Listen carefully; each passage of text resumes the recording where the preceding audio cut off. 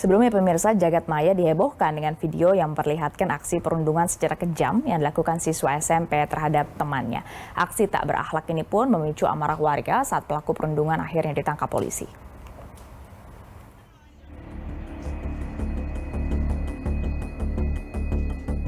Jagat maya kembali heboh dengan sebuah video yang memperlihatkan aksi perundungan siswa SMP terhadap temannya di Cimanggu, Cilacap, Jawa Tengah. Mirisnya lagi, aksi tak berakhlak ini dilakukan secara kejam. Pelaku bahkan sempat bergaya selebrasi usai memukul dan menendang korban.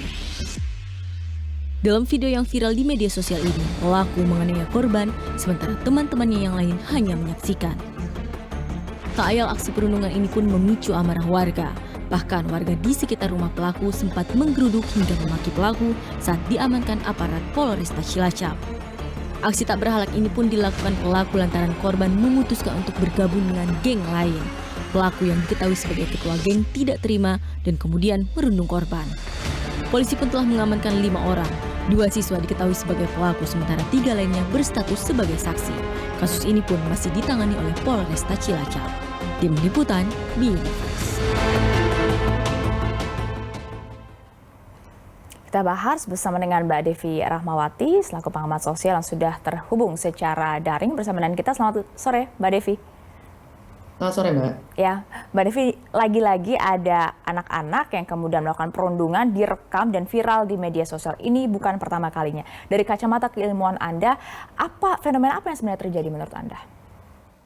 Pertama, selama ada anak dan remaja sebagai anak kandung zaman, maka potensi aksi-aksi kekerasan di antara mereka itu menjadi sesuatu yang sangat mungkin diprediksi. Kenapa mereka sampai pada titik aksi kekerasan? Sudah panjang sekali, lebih dari 50 tahun penelitian tentang ini.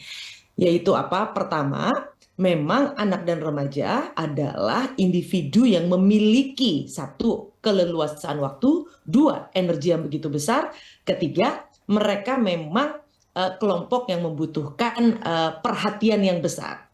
Ketika 3 hal ini bertemu faktor-faktornya, maka potensi mereka untuk terjebak dalam aksi kekerasan sebagai upaya menyalurkan energi, mengisi keleluasaan waktu, dan juga upaya mendapatkan perhatian, karena ketika mereka mampu menunjukkan bahwa saya adalah pimpinan yang berani, saya pimpinan yang ditakuti, maka mereka merasa menjadi seseorang yang penting. Karena di masa-masa remaja memang menarik kalau menurut para psikolog misalnya, bagaimana pertumbuhan emosi mereka jauh lebih cepat daripada logika mereka.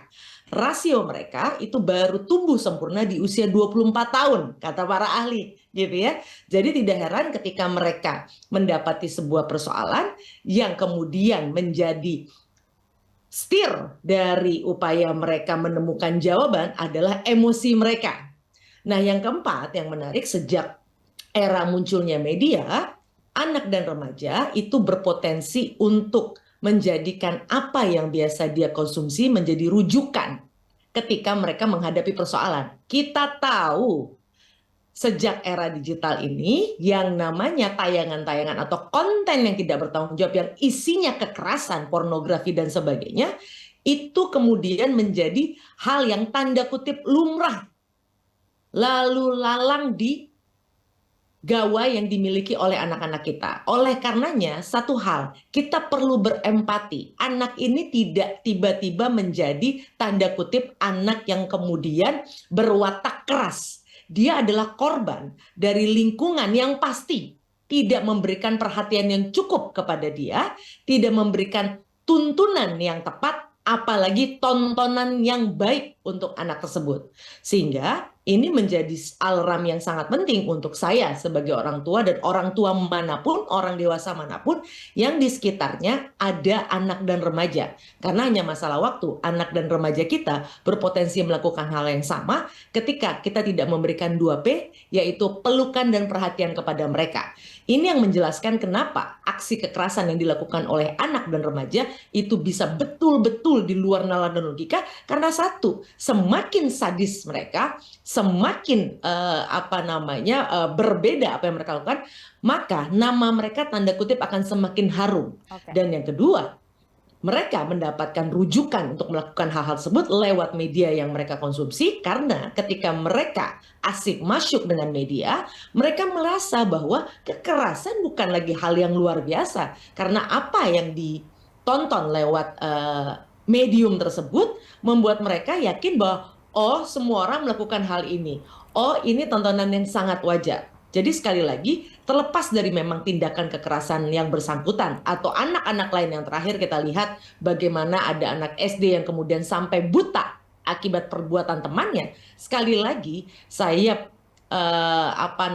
berpegang pada kajian-kajian akademis, percaya bahwa ini bukan anak-anak dan remaja itu yang salah. Oke. Sekali lagi, Mbak Devi, kalau Anda tadi bicara soal lingkungan sosial, ya Mbak Devi, kalau Anda bicara soal lingkungan sosial, lalu anak remaja itu punya banyak waktu, energinya banyak, tapi ternyata pelaku anak ini aktif, ekstrakurikuler, banyak juga prestasinya. Lalu bagaimana lingkungan sosialnya dalam hal ini, orang tua, sekolah, guru-guru, bisa kemudian melihat potensi-potensi ke arah sana? Kalau ternyata dari kasat mata, tampaknya anak ini cukup aktif secara positif. Ya, aktif, positif, dan perhatian itu bukan sesuatu hal yang kemudian selalu cukup.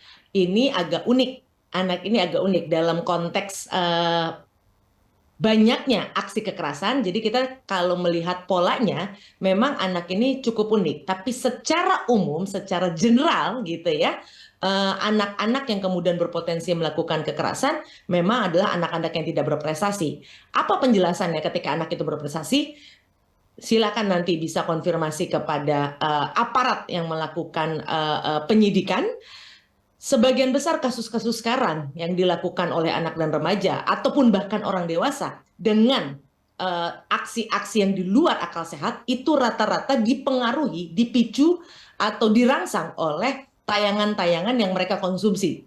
Karena kita tahu sekarang yang namanya kekerasan, yang namanya perilaku-perilaku yang sangat tidak masuk akal, itu semua tersedia dengan baik rujukannya di di gawai. Sehingga ini yang perlu kita waspadai. Anak kita berprestasi bukan berarti dia tidak mengkonsumsi konten-konten yang negatif. Okay. Artinya disinilah memang peran orang dewasa untuk bisa jauh lebih sensitif gitu ya.